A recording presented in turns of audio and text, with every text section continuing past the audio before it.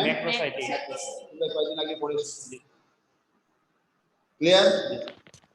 Most common form of anaemia in our country কোনটা? Microcytic hypochromic hypochromic.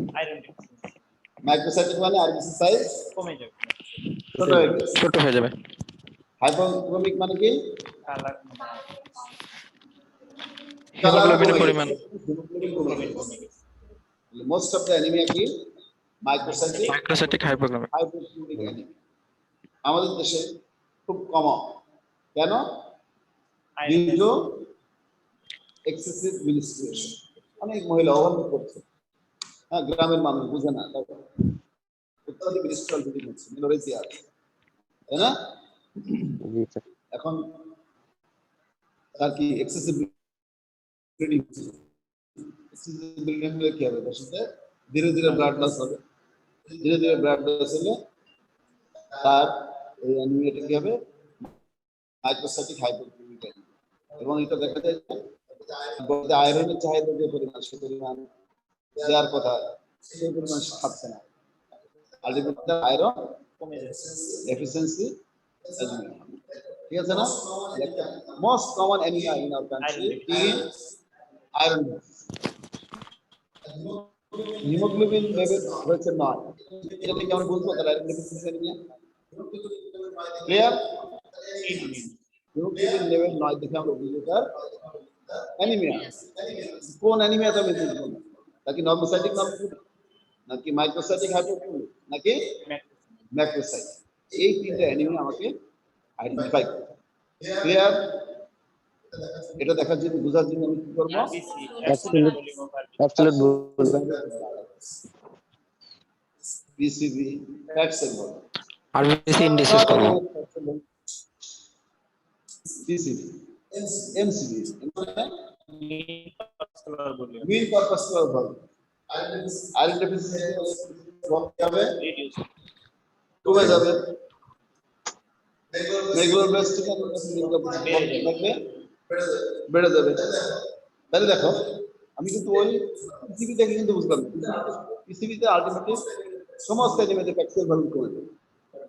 But main পারপাসুয়াল value দেখে আমরা একটা assess করলাম যে আসলেই তার আয়রন ডেফিসিয়েন্সি ধারণা করে কনফার্ম হতে পারে।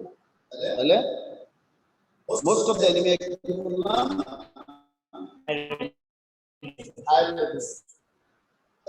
তার পিসিবি কি হবে? কমে যাবে। মেইন পারপাসুয়াল ভ্যালু আয়রন কমে যাবে। মেইন পারপাসুয়াল হিমোগ্লোবিন সেটা কমে যাবে। মেইন পারপাসুয়াল কনসেন্ট্রেশন সেটাও কমে যাবে। তাহলে সবগুলো যদি কমে যায় তাহলে আমাদের ধারণা কি হবে?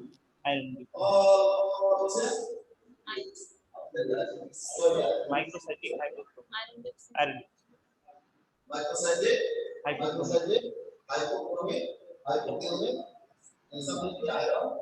আয়রন। এটা তো আমরা বুঝবো যে একটা পেশেন্টের পিসিবি, এমসিবি, এমসিএইচ, এমসিএসি সব কমে গিয়েছে। রিপোর্ট দেখবো অনেক মহিলা তোমার কম। মানেটা কি? Microcytic hypochromic.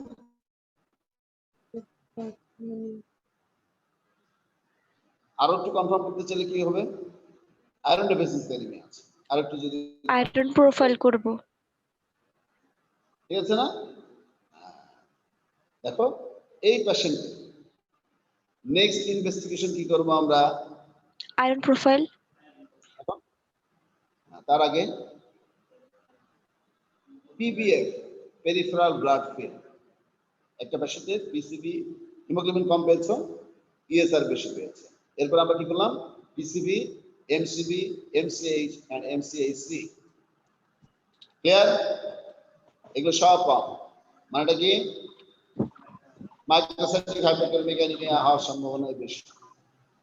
ওখানে এটাকে কি করতে হবে? কনফার্ম করতে হবে। দেখো তখন আমরা তাকে কি করতে দেব? আয়রন আমি তাকে প্রথমে দিব হলো পিবিএফ, তারপর দিব হলো iron profile. Here, the patient G sir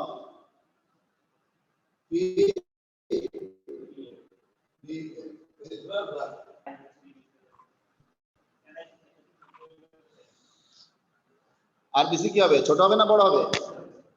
ছোট হবে। তার নাম হলো কি আরবিসি সাইজ চেঞ্জ হয়ে গেল, ছোট হলো বা বড় হলো, তার নাম কি অ্যানিসোসাইটোসিস। সাইজ ছোট হলে অ্যানিসোসাইটোসিস, শেপ চেঞ্জ হলে পয়কিলোসাইটোসিস।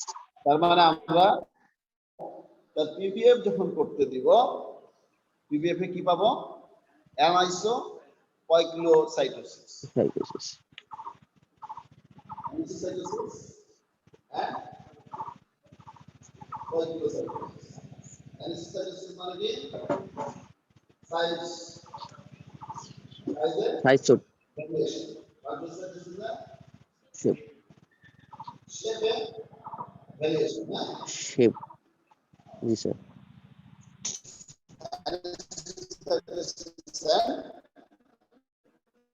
পয়কিলোসাইটোসিস পাবো। কি ধরনের অ্যানিসোসাইটোসিস পাবো? মাইক্রোসাইটিক আরবিসি, মাইক্রোসাইটিক আরবিসি পাবো। কি ধরনের পয়কিলোসাইটোসিস পাবো? teardrop cell, পেন্সিল টিপ সেল, Pencil cells. পেন্সিল টিপ Pencil সেল cell. আর টিয়ারড্রপ। তাহলে কি ধরনের অ্যানিসোসাইটোসিস পেলাম?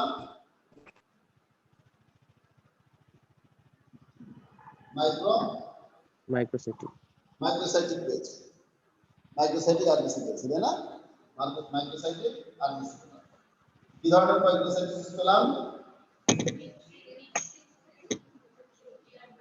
পেন্সিল টিপ সেল অথবা টিয়ারড্রপ সেল। ক্লিয়ার? তারপরে তোমার ডায়াগনোসিস কি হলো? আমরা জানি যে আয়রন ডেফিসিয়েন্সি অ্যানিমিয়াতে পেন্সিল টিপ সেল অথবা টিয়ার, চোখের পানির যখন নিচে একটা টিস্যু পেপারের উপর পড়ে বা একটা ফ্লোরের উপর পড়ে, তখন যে সেটা হলো টিয়ার ড্রপ সেল, যখন পড়ছে ছোট কমা শেপ এই টাইপের, হ্যাঁ, টিয়ার ড্রপ সেল অথবা পেন্সিল টিপ সেল অ্যাপিয়ারেন্স সেল। তো ডায়াগনোসিস কি হয়ে গেল? Iron deficiency anaemia. ক্লিয়ার? সবাই কি বুঝতে পারছো তোমরা আমার কথা? জি স্যার জি স্যার। তোমাদের কি কঠিন লাগছে? না স্যার না স্যার। কঠিন লাগা যাবে না। আমাদের মেডিকেল সায়েন্স থেকে আমরা খুব সহজ ভাবে পড়বো, বোঝার চেষ্টা করবো, সহজ ভাবে বুঝতে বুঝতে দেখবে একসময় আমার সব বোঝা যাবে। কঠিন কিছু বুঝে যাবে। ক্লিয়ার? আচ্ছা, তাহলে আমার মোটামুটি ধারণা হয়ে গেল এই পেশেন্টের ডায়াগনোসিস কি আয়রন ডেফিসিয়েন্সি অ্যানিমিয়া। এরপর নেক্সট ইনভেস্টিগেশন কি করতে দিব তাকে? iron profile, very good, serum iron profile. তাতে অ্যানিমিক পেশেন্ট একটু হুট করে আমরা আয়রন প্রোফাইল দেব না, আমরা তো সিবিসি করব আর পিভিএফ করব। পিভিএফ এ তুমি যদি বুঝো, এরপর দিব হলো serum iron profile. Next investigation কি দিলাম? আয়রন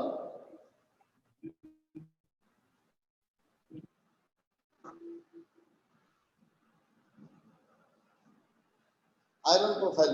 আয়রন প্রোফাইলে আমরা কি কি দেখি? Iron serum iron, serum iron দেখি, serum ferritin, total iron binding capacity total iron binding capacity, % saturation. Saturation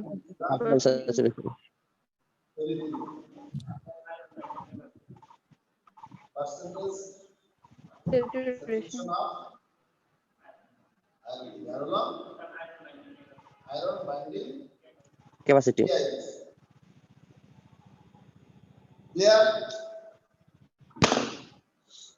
জি স্যার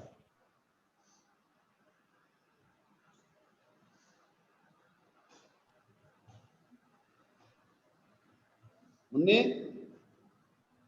আখি মুন্নি আখি ক্লিয়ার? তাহলে একটা পেশেন্ট কমনেস্ট অ্যানিমিয়া আমাদের দেশে কি মাইক্রোসাইটিক বা কেমন থাকবে?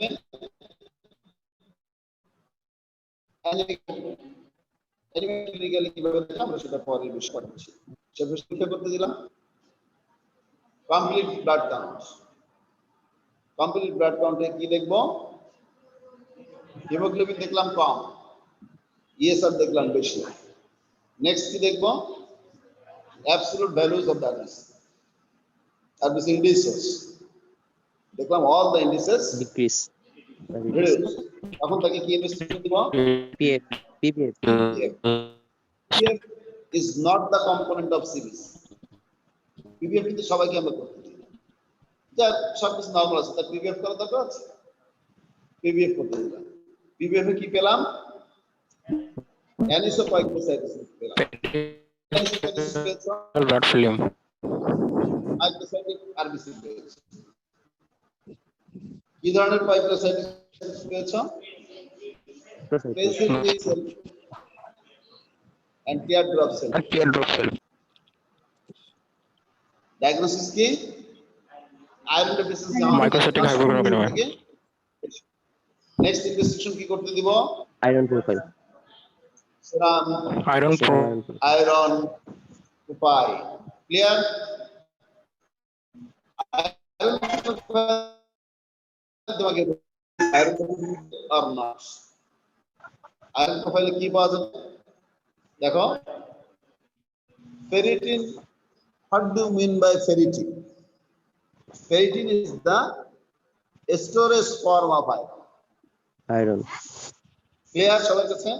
জি স্যার ফেরিটিনের ভ্যালু হলো 20 থেকে 300। 300 20 থেকে 300 নরমাল কিন্তু 20 থেকে 300।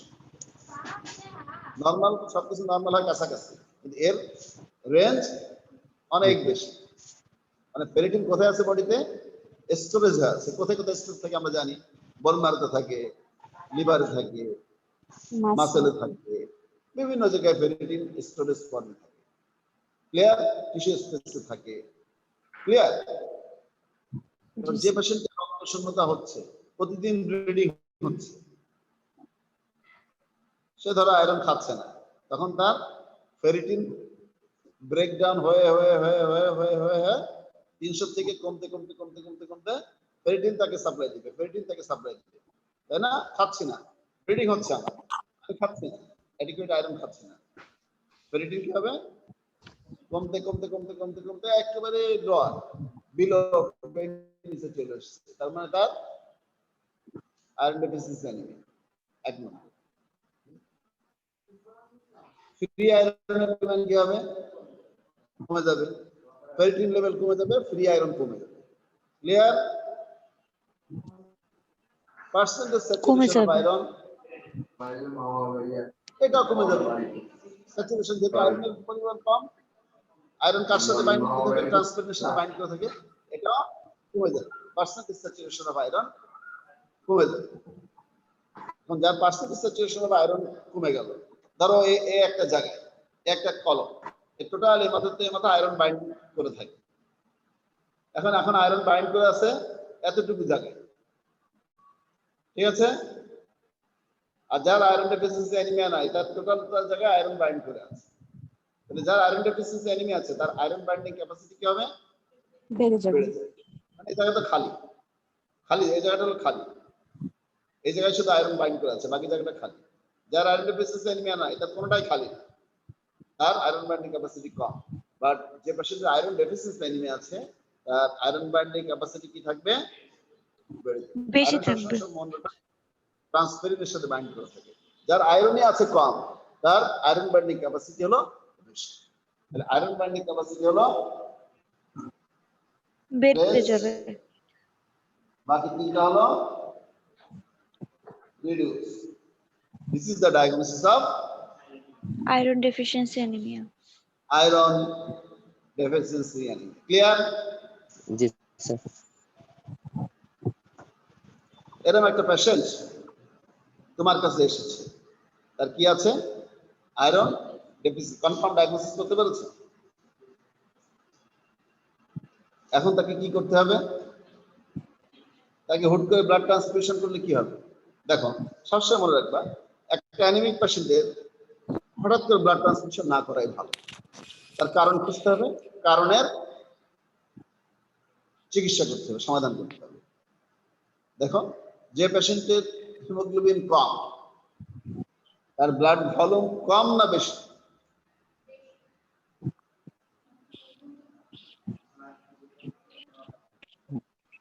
স্যার ভলিউম নরমাল হতে পারে, কম হতে পারে। যে পেশেন্টের অ্যানিমিক পেশেন্ট, সবসময় মনে রাখবে সে পেশেন্টের ব্লাড ভলিউম বেশি। কারণ কি? যার হিমোগ্লোবিন কম।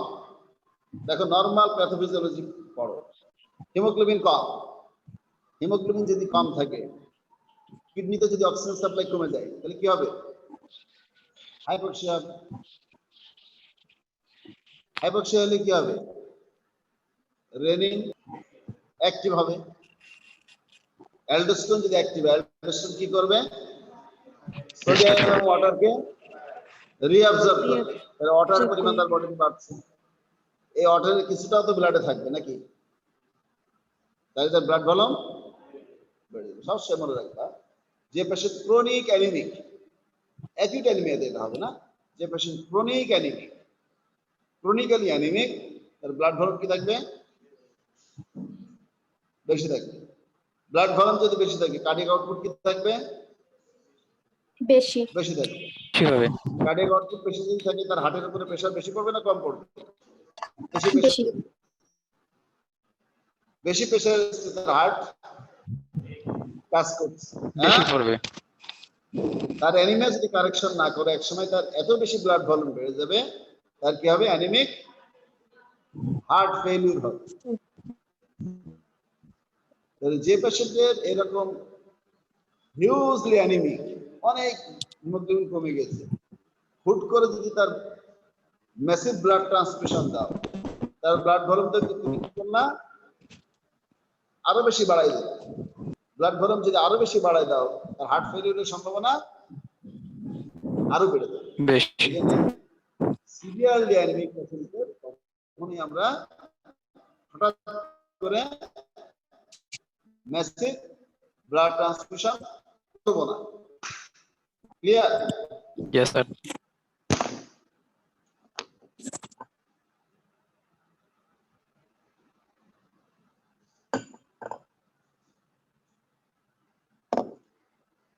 ব্লাডটাকে দিতে হবে, তবে কন্ট্রোল হতে তোমাকে সবকিছু করতে হবে।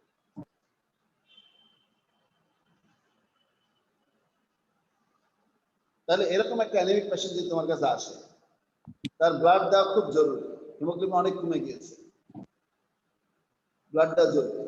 তাকে কি দিবা? প্যাক্সেল। Very good. তার বেশি ব্লাড ভলিউম দেওয়া যাবে না। তার দরকার তো প্যাক্সেল, তার দরকার তো আরবিসি, তার দরকার তো হিমোগ্লোবিন। তাকে ব্লাড ব্যাগের থেকে প্লাজমা কম্পোনেন্টটা সরাই ফেলে অনলি সেলুলার কম্পোনেন্টটা দিয়ে দাও, দিলে তার হিমোগ্লোবিন বেড়ে যাবে, তার হার্ট ফেলিউরের সম্ভাবনা কমে যাবে। ক্লিয়ার সবার কাছে? দেখো ও কিন্তু আর কিন্তু কেউ পারল না, কেন? এটা পারা উচিত ছিল। ও এই ক্লাস করেছে, এই ক্লাস কবে নিয়েছি আমি? প্রথম দিকে না, প্রথম দিন। ওদের ফিফথ ইয়ারে প্রথম দিন থেকে পড়ানো শুরু করছি আমি যেদিন পড়ানো শুরু করেছি সেটা হলো ছিল কি ফেব্রুয়ারি মাসের 1 তারিখ গত বছর। ঠিক আছে? প্রথম ক্লাসে এটাই পড়িয়েছি। ঠিক আছে? দেখো মেডিকেল সায়েন্স হলো বোঝার বিষয়, মেডিকেল সায়েন্স মুখস্থ করার কোনো বিষয়। তুমি যদি বুঝো তাহলে তুমি এটার ব্যাখ্যা পাবা। অনেক অ্যানিমিক পেশেন্ট ভর্তি হয়েছে, এই ব্লাড দাও, তাকে কিন্তু হোল ব্লাড দিও না, প্যাক সেল দিবা। কেন? This is the mechanism. Clear? This is the mechanism.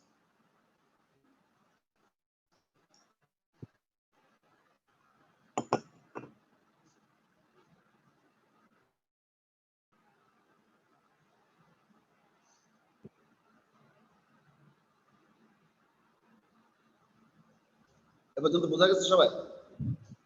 G sir.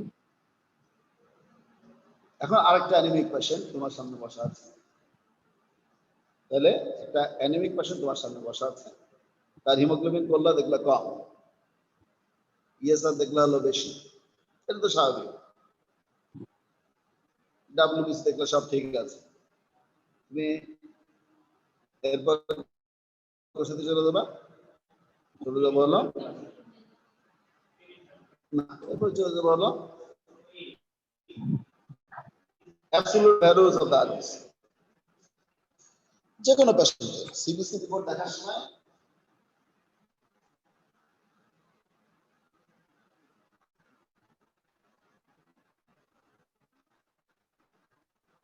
যে কোনো পেশেন্টের সিবিসি রিপোর্ট দেখার সময় প্রথমে দেখলাম হলো হিমোগ্লোবিন, তারপর ইএসআর দেখলাম হিমোগ্লোবিন কম, ইএসআর বেশি।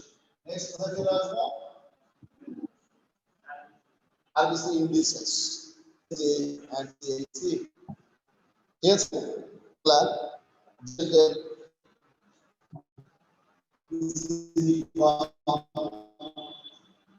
MCH form but LCD Mean corpus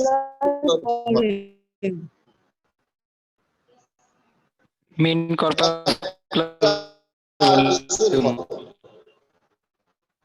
একটা বলুন কি হয়েছে, বড় হয়ে গেছে, মানেটা কি? Megaloblastic anaemia. Very good. তখন আমাদের ডায়াগনোসিস হলো কি? Megaloblastic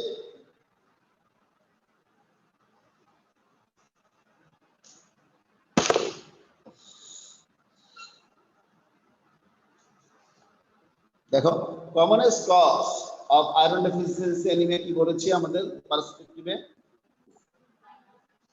excessive menstrual bleeding.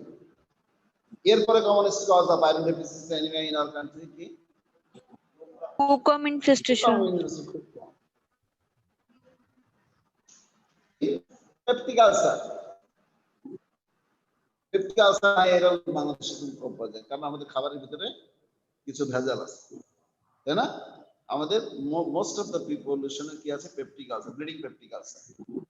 একটা পেশেন্ট যখন আয়রন ডেফিসিয়েন্সি অ্যানিমিয়া নিয়ে আসে, আমরা তো আয়রন ডেফিসিয়েন্সি অ্যানিমিয়া ডায়াগনোসিস করলাম, কি কারণে আয়রন ডেফিসিয়েন্সি অ্যানিমিয়া হয়েছে সেটা আমাদের ডায়াগনোসিস করতে হবে। জি স্যার।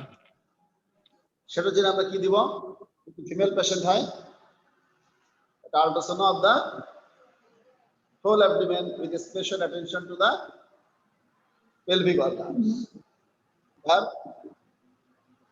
যে এক্সেসিভ মিনিস্ট্রাল ব্লিডিং হচ্ছে এই রিলেটেড কোনো প্রবলেম আছে কিনা দেখলাম না। মেল পেশেন্ট, তার আয়রন ডেফিসিয়েন্সি অ্যানিমিয়া, তার হিস্ট্রি আমরা কি দিব? নেক্সট তার পেপটিক আলসার বিন্দু আছে কিনা, তাকে দিব কি? একটা এন্ডোস্কোপি। ওই ইস্যু নিয়ে আমরা এখন যাচ্ছি না, আমাদের ইস্যু হলো একটা অ্যানিমিক পেশেন্ট। নেক্সট পেশেন্টটা একটা অ্যানিমিক পেশেন্ট, আমরা দেখলাম তার হিমোগ্লোবিন কম, তার ইএসআর বেশি। নেক্সট কি দেখবো আমরা? Absolute values of the RBC. Absolute ভ্যালুজে দেখলাম সবগুলো কম, তো মেইন কর্পাসকুলার ভলিউম বেড়ে গেছে, একটা আরবিসি ভলিউম বেড়ে গেছে, মেইন কর্পাসকুলার ভলিউম বেশি। আমরা তার নেক্সট ইনভেস্টিগেশন কি দিব? PVF. PBF.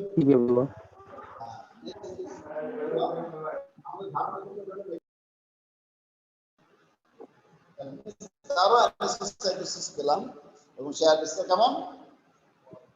Macrocytic RBC. Macrocytic RBC ঠিক আছে। এই ম্যাক্রোসাইটিক আরবিসি কি কারণে পাওয়া যায়?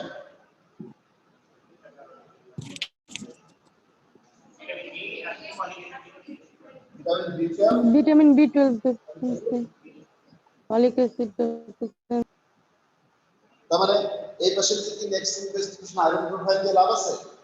নেক্সট ইনভেস্টিগেশন কি দিব?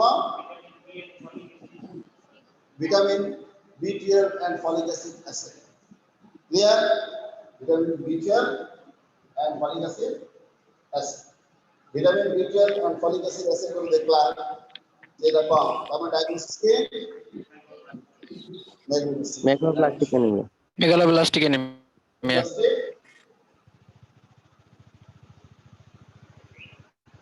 Clear? जी sir. What are the commonest causes of megaloblastic anemia?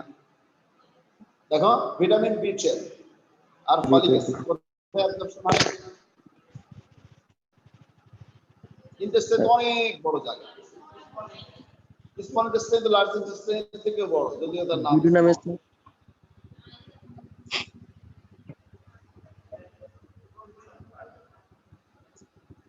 দেখো ভিটামিন B12 অ্যাবজর্ব করতে কি লাগে? Intrinsic factor of Castle. Intrinsic factor of Castle. Intrinsic factor of Castle. Vitamin B12 absorb করতে লাগে হলো ইন্ট্রিনসিক ফ্যাক্টর অফ ক্যাসেল। আর vitamin B12 এবং folic acid দুটোই অ্যাবজর্পশন হয় in terminal ileum. Ileum. Terminal ileum. এখন কারো যদি টার্মিনাল আইলিয়ামে দুটো ডিজিজ খুব কমন, এটা কি আইলোসিক্যাল টিউবারকুলোসিস। আইলোসিক্যাল টিউবারকুলোসিস। দুই নম্বর কি ক্রনস ডিজিজ। দেখো ভিটামিন B12 এবং ফলিক অ্যাসিড অ্যাবজর্ব হয় কোথা থেকে?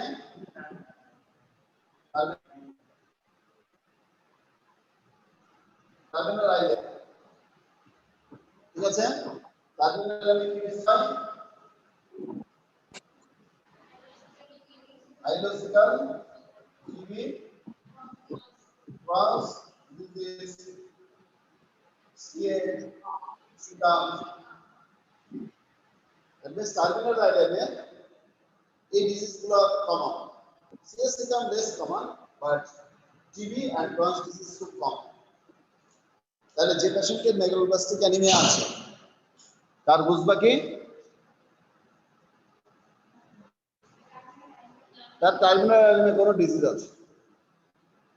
তুমি ইনভেস্টিগেশন করে দেখলা টার্মিনাল অ্যানিমিয়া কোনো ডিজিজ পাও নাই, তাহলে আর কি কারণ হতে পারে? ভিটামিন B12 অ্যাবজর্পশন করার জন্য কি দরকার হয়? Intrinsic factor of calcium. Intrinsic factor of calcium. Factor কোথা থেকে রিলিজ হয়? স্টোমাক। কোন cell? Parietal cell. Parietal cell. Hydrochloric acid release করে, intrinsic factor of Castle release করে। এখন কোন পেশেন্টের ক্রনিক গ্যাস্ট্রাইটিস আছে, ক্রনিক গ্যাস্ট্রাইটিস থাকলে কি হবে? প্যারাইটাল সেল Destroy হয়ে যায়। ফাইব্রোসিস হয়ে যাবে, নষ্ট হয়ে যাবে। ঠিক আছে, তাহলে প্যারাইটাল সেল যদি নষ্ট হয়ে যায় তাহলে তো ইন্ট্রিনসিক ফ্যাক্টর তৈরি হবে। ইন্ট্রিনসিক ফ্যাক্টর তৈরি না হলে ভিটামিন B12 অ্যাবজর্পশন হবে। অ্যাবজর্পশন যদি না হয় তার কোন অ্যানিমিয়া হবে? Megaloblastic anaemia. Clear? Yes, sir. তাহলে একটা পেশেন্ট আমি তো পেলাম। ক্লিয়ার সবাই? স্টুডেন্টস, দ্য ভিউয়ার্স, আর ক্লিয়ার? জি স্যার। কোন একটা পেশেন্ট অ্যানিমিক পেশেন্ট তুমি পেলা, তোমার সামনে বসা, দেখলে হেমোগ্লোবিন কম, ইএসআর বেশি, তখন আমরা কি দেখব? RBC indices, absolute values of RBC সবগুলো কম, মিন কর্পাসকুলার ভলিউম বেশি হয়ে গেছে। আমাদের মাথায় কি থাকবে? This is a case of megaloblastic anaemia. Next investigation কি দিব?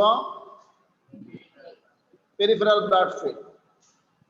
পেরিফেরাল ব্লাড ফিল্মে কি টাইপের সেল পেলাম? মেগালোব্লাস্টিক আরবিসি পেলাম, ম্যাক্রোসাইটিক আরবিসি পেলাম। ডায়াগনোসিস কি? Megaloblastic anaemia. Megaloblastic anemia. কি কারণ হতে? Vitamin B12 and folic acid ডেফিসিয়েন্সিটা থাকতে পারে। কি ইনভেস্টিগেশন করতে দিব? Vitamin Vitamin B12 B12 and folic folic acid acid. দিব। ভিটামিন B12 ফলিক অ্যাসিড কম, অ্যাসিড করলাম কম, তার মানে তার ডিজিজ কোথায় আছে? হয় টার্মিনাল আইলিয়ামে, না হয় স্টোমাক। টার্মিনাল আইলিয়াম দেখার জন্য আমরা কি ইনভেস্টিগেশন করি?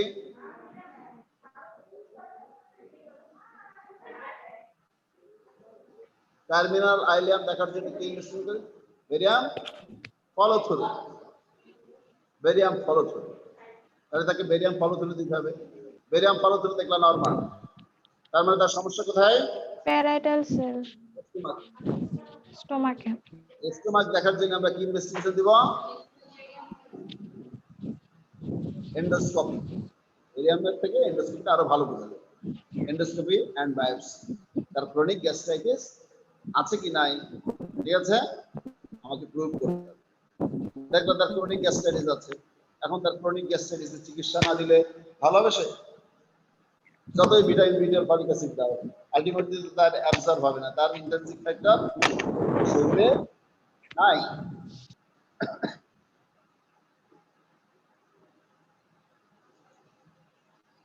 তাহলে একটা অ্যানিমিক পেশেন্ট আসলে আমরা আজকে এই ক্লাস থেকে যেটা শিখলাম, একটা অ্যানিমিক পেশেন্ট আসলেই আমরা হুট করে ব্লাড ট্রান্সফিউজ করব।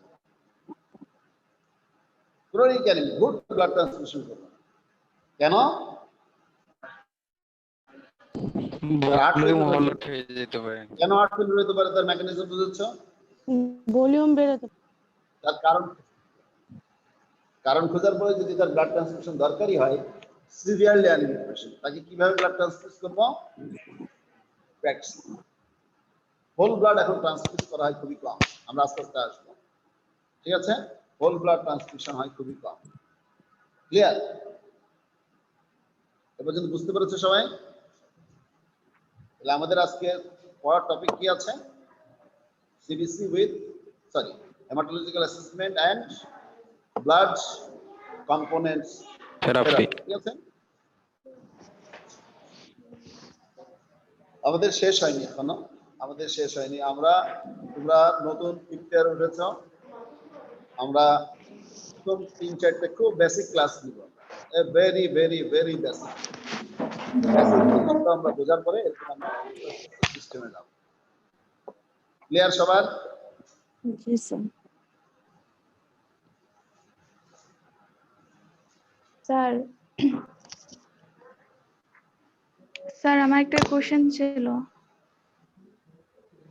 কি কোশ্চেন বলো? স্যার তাহলে আমরা কারো সিবিসি তে যদি হিমোগ্লোবিন কম দেখি তাহলে তো মানে সাথে সাথে আমরা এনিমিকের মানে ট্রিটমেন্ট শুরু করার আগে তো স্যার আমাদের মানে এটা আইডেন্টিফাই করতে হবে তার আয়রন ডেফিসিয়েন্সি এনিমিয়া নাকি মেগালোব্লাস্টিক এনিমিয়া, দেন কি আমরা মানে দেন ট্রিটমেন্ট শুরু করতে হবে, তাই কি স্যার? হ্যাঁ, যে কোনো পেশেন্ট, অ্যানিমিক পেশেন্ট তোমার কাছে যখন আসবে, আমরা প্রথমে তার কারণ খোঁজার চেষ্টা করতে হবে। হ্যাঁ, কারণ তার জন্য আমরা করবো হলো সিবিসি এন্ড পিপিএফ।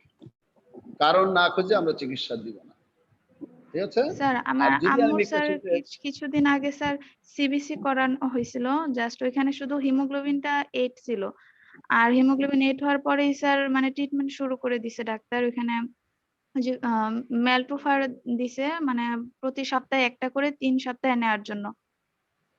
মানে স্যার এটা আয়রন ডেফিসিয়েন্সি এনিমিয়া নাকি মেগালোব্লাস্টিক এনিমিয়া এটা দেখা হয় নাই, এটা কনফার্ম করতে হবে, তারপরে তোমাকে ট্রিটমেন্ট দিতে হবে। This is the ideal way. আমাদের দেশের অধিকাংশ ডাক্তার আমরা বুঝি না যে আমরা কি চিকিৎসা দিচ্ছি। রোগী আসলো তো চিকিৎসা দিয়ে দিলাম। হ্যাঁ, আমার স্টুডেন্টরা আমরা শিখবো এইভাবে, থ্রু এ সায়েন্টিফিক ওয়ে। আজকে তো অন্তত বুঝলা যে একটা পেশেন্ট তোমার আত্মীয় স্বজন তোমার কাছে আসতে পারে, দেখলো যে আমি তার সিবিসি করে পিবিএফ করে। আমাদের এখনো শেষ হয়নি, আমাদের এখন এর থেকে আরো অনেক পড়া আছে। আমরা জাস্ট শুরু করলাম থেকে আমরা খুব বেশি স্ট্রেস তোমাদের দিচ্ছি না। আমাদের এই ক্লাসটা দেখা যাবে যে 2 সপ্তাহ ধরে আমরা এই ক্লাসটা নিই। 2 সপ্তাহ পরে আলটিমেটলি তুমি ইন্টারপ্রিটেট করতে পারবা যে একটা অ্যানিমিক পেশেন্ট আসলে অ্যাকচুয়ালি আমাদের কি করা উচিত, কোন পেশেন্টের কি করা উচিত। আজকে আমাদের ক্লাস শেষ হয়নি, আমরা জাস্ট ক্লাসের একটা শুরুর একটা মানে জাস্ট আজকে প্রথম দিন, একবারে বেশি আমি তোমাদেরকে করতে হচ্ছে না, জাস্ট তোমাকে শুরু করলাম, ঠিক আছে? তবে আমার স্টুডেন্টরা আন্দাজে চিকিৎসা করবো না আমরা, ইনশাআল্লাহ, ঠিক আছে? আমরা স্টেপ বাই স্টেপ শিখবো, ক্লিন কাট কনসেপশন থাকবে আমাদের, এরপর আমরা প্র্যাকটিস করব।